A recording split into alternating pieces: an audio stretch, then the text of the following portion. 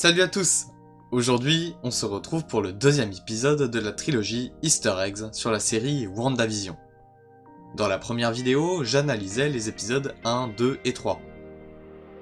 Aujourd'hui, je ferai donc les épisodes 4, 5 et 6.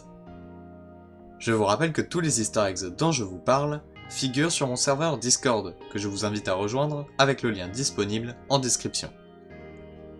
Avant de commencer, si la vidéo vous plaît, je vous invite à liker, partager et à vous abonner à la chaîne. N'hésitez pas non plus à laisser un petit commentaire, ça fait toujours plaisir.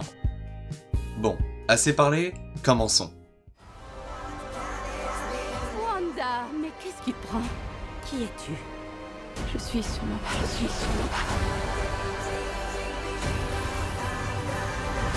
Il y a un truc qui cloche ici. Wanda, vous me recevez? Qui est-ce qui vous fait ça, Wanda? Vous êtes ici pour nous aider? Nous sommes chez nous. Alors il faut qu'on se batte.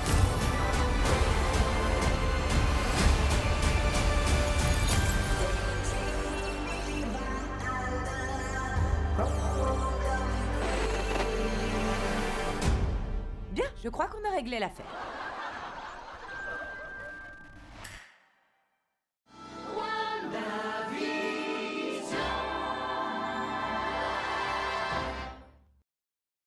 Le nom de code Photon de Maria Rambeau, vu dans Captain Marvel, est une référence au nom d'héroïne de Monica Rambeau dans les comics. Le Sword semble avoir été créé par Maria. Il est donc possible que l'organisation existe depuis les événements du film Captain Marvel. Quand Jimmy Woo dit que la ville ne veut pas d'eux, elle est liée au fait que Wanda évite que les gens viennent interférer dans sa vie. La police ne se souvient plus de l'existence de celle-ci, et les passants n'ont pas envie d'y aller. Pourquoi vous n'êtes pas allé là-bas mener votre enquête? Cette ville ne veut pas de nous. Je pense que vous le sentez aussi. Personne n'est censé y entrer. Le drone que l'on voit est le modèle que l'on peut apercevoir dans l'épisode 2, s'étant transformé en jouet. Sur le tableau, on comprend que le Sword a remarqué la répétition d'une forme hexagonale dans la série. Reste à savoir ce qu'elle signifie. Le Sword a une théorie comme quoi les Skrulls, vus dans Captain Marvel, ont un lien avec le Eggs, autrement appelé l'anomalie de Westview. Personnellement, je pense surtout que Tyler Hayward, le directeur du Sword, est un Skrull infiltré, teasant la série Secret Invasion. Le visage de Agnès n'est pas reconnu par le registre informatique. Agnès est donc un personnage à part entière, méconnu de la population.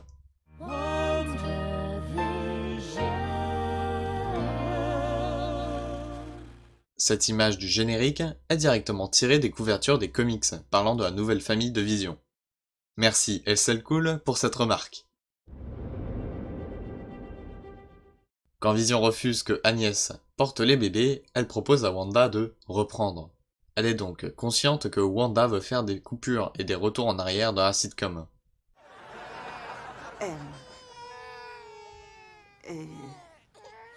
On reprend où on en était? Wanda n'hésite d'ailleurs pas à utiliser ses pouvoirs devant elle, à la grande surprise de Vision. Billy et Tommy, respectivement Wiccan et Speed, grandissent étrangement à chaque fois que Agnès interagit avec eux. Celle-ci fera-t-elle exprès de les faire grandir? À théoriser. Le chien Sparky de Wanda et Vision est le nom du chien de Vision dans les comics. Il possède d'ailleurs quelques pouvoirs. Le résultat des analyses de sang de Monica est étrange. Il s'agit sûrement d'un indice, comme quoi celle-ci aurait attrapé des pouvoirs. Du moins, son ADN a été modifié. Cette scène sera rejouée lors d'un prochain épisode, puisque l'on voit un extrait de cette scène, sans l'effet caméra de surveillance, dans une bande-annonce. D'ailleurs, nous savons maintenant que le corps de Vision a été récupéré par le Sword, puis volé par Wanda. La pub Lagos est une référence à la ville dans laquelle elle a fait exploser un immeuble. De plus, celle-ci n'a aucun sens, prouvant que Wanda perd le contrôle petit à petit. Un sopalin qui ne fait que repousser le liquide, ça n'a aucun intérêt. Le pro de l'aérospatiale dont parle Monica est peut-être Red Richards, alias Mr. Fantastic, chef des Fantastic Four dans les comics. Nous avons la confirmation que Wanda peut prendre le contrôle des esprits afin de contrôler les corps, contrairement à la scène d'Avengers 2 où elle ne faisait que donner des hallucinations. Le mur de Legs devient rouge comme un signe de dernier avertissement ou alors de sécurité. Certaines personnes y croient même deviner le visage de Mephisto. À la fin de l'épisode, un générique apparaît, comme si Wanda voulait mettre fin à sa discussion avec Vision. Le personnage jouant Pietro est joué par le même acteur de celui qui joue Quicksilver dans la saga X-Men. Est-ce un indice sur le multivers? Honnêtement, je ne pense pas, mais c'est du moins un beau clin d'œil.